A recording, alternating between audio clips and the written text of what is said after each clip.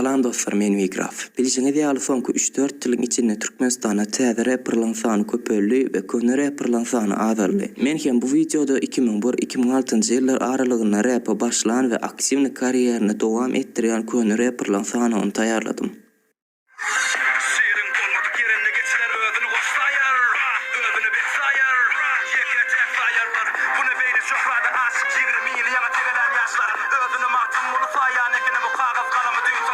Beýle sany taýýarlananda akla gelýän ilkinji ad elbetde Tizetdir. Ol bilinýän ilkinji türkmen rapper bolup häzir hem ol öz karierini aktivni dowam etýär. Tizetdiň ilkinji aýdymy Ýagmurlar bolup ol türkmençe ýazylan birinji rapper. Ol wagtlar onuň ady MC Party Boy'dy we ol 2002-nji ýyla çenli Türkmenistanyň ýeketäk rapperdy. Men Tizetdiň biografiýasyny taýýarlamak pikirim şo videoda ol barada köp maglumatlar bererim. Häzirlikçe ol barada gysgaça aýdyp biljek zadym şu. Tizet türkmen rapdaky iň söýdüway rapperlardan biri.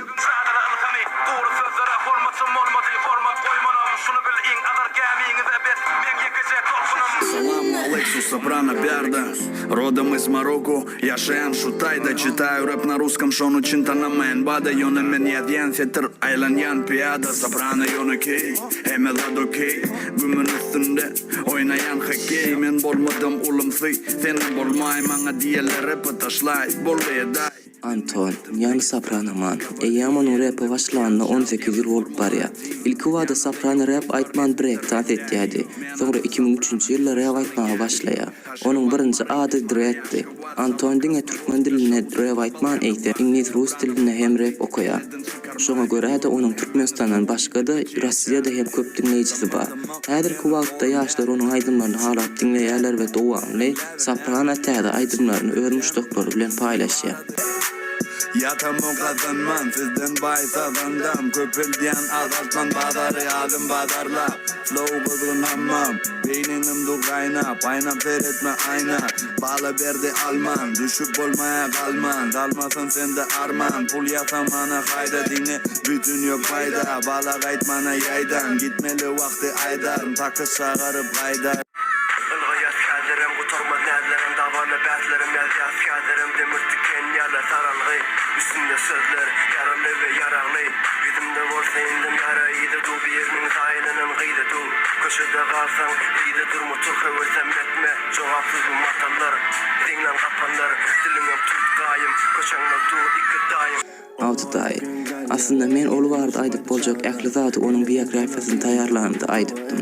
Ol biografiýaň linkini ýa video aşagyndan ýa-da tesbirlerde goýup geçerim. Oň üstüne basyp videomu görüp bilersiňiz. Ýöne gysgaça şu, Awtday 2004-nji ýylda türkmen rapy başlady. Ol onuň öňüm rap aýtýardy ýöne olar ingliz dilinede. Artur Henidem rap aýtmaga dowam etýär we ol dowamly täze aýdymlaryny öz müşdoklary bilen paýlaşýar. Dünya belki önke öwrülmez ýöne bize magaş däl döwülmer. Öwülmer ýöne öwülmä baksydyn bek alla öňde. Geçeriz dağları tolkunları yüzeyip. Açarız güllep güleyip. Yakarız gözlenmedi süzeyip. Ýöne sen näpdaşaýan bu iki yüzey. Yakarız közi etleri sepelep duzy. Gelse de ayazlar geçeriz bölüp buzy. Life gysga ýol. Merdan nähili Zagaman okat görmi Çak yerli şonludur eber selam olup görmi Basına salamay formi Aşka vadım nähili yerine turli Eru güzeyen seni Ay sana güzeyen mi beni Ben hiç kimi Duyamam seni yani Aşka vadım men seninki Senem benimki Psychedelic, Eýamanyň rapy başlandy 15 ýyl boldy we ol 15 ýyla ençe manuel fetirleri, ençe hit aýdymlar sygdyrdy. Men Psychedelic'in biografiýasyny taýýarlanymda ol barada köp maglumatlar beripdim. O videonyň linkini ýa aşagda ýa-da tesbirlerde goýup geçerim, isleseňiz görüp bilersiňiz. Umuman Psychedelic 2005-nji ýylda rapy başlaýar we henidem aktivni karierini dowam etýär. Onuň aýdymlaryny türkmen rap dinleýijiler halap dinleýär. Setirler sen üçün dinleyici. Yaralarını em üçün dinleyici.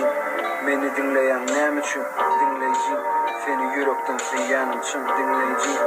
Fikirlemde aýlanyp çyk dinleyici. Yüreğimde haýlanyp çyk dinleyici. Barlygyň meni ýyladýan men pejim bu. Wagt geçip du. Hava sen şu var dinle oturan. Bu aydını yürüyce sana yazın ekli oturlar, ekli setirler, harfler, hem sözlenler. Dine sen üçün bil, bu yürüyce yüzlenme. Bırak kıynaşlık, diyeli güzlenme. Bırak tolgundur ya, sana gönül yüzlenme. Senin fanımda, senin kanımda, senin yanımda da, senin anımda. Sağadım tik-tak, dilimde hip-hop. Bana rap için gerek hisler. Kemişe tayin, sözlerim klik-klak. Kaltamanın busunluğunda uzak. İska Muslim, ýadyňyzda bolsa Türkmen rap barda 90 gyzykly maglumat atly videom iň ýaşly tanılan rapper diýip İska Muslim'i goýupdy. Ol 2006-njy ýylda henüz 15 ýaşynda rap'a başlaýar. Ve ýalňyşmasam ol Türkmenistanda gangster rap'a başladan adamdy. Ol wagtlar onuň ady İska Galtamanly. Sonra İska Muslim'a çalyşdy. İska Muslim biraz wagt Türkmen rap'dan uzaklaşypdy. Ýöne soňky wagtlar köp aýdymlaryny muşdoklary bilen paýlaşdy. Men aratin hem onuň dem aýdymyny haladym. Dem, yine izinden dem. Umid ber, %100hiphop.com. durmuşur ya bizi her gün taze punch bilen. Adamın gözleri aç yine, bu dünyada kovundan kaçtığını. Ben dünya çetinden seyredip dumbul yağdı bakışlarım sönünce. Savrım dolince, adım alıp özüm ölünce.